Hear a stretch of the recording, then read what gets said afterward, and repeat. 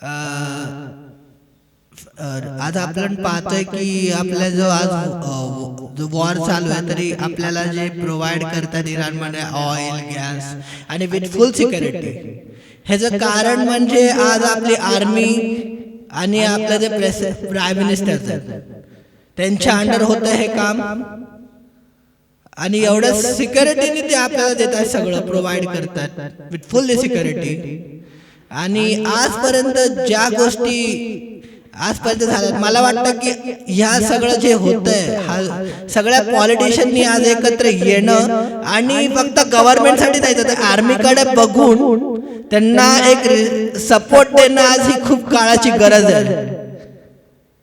एवढंच मला सांगायचं आहे. जय हिंद, जय महाराष्ट्र. एकत्र या सगळ्या पॉलिटिशियननी, आणि जो काय आपण आज फेस करतो ज्याला त्या वॉर मध्ये आपल्याला काही ऑइल गॅस यासाठी आपल्याला झगडावा लागतंय, तरी त्यांनी आपल्याला तो रिस्पेक्ट देऊन इंडियाला की फुल सिक्युरिटी त्यांनी दिलेली आहे.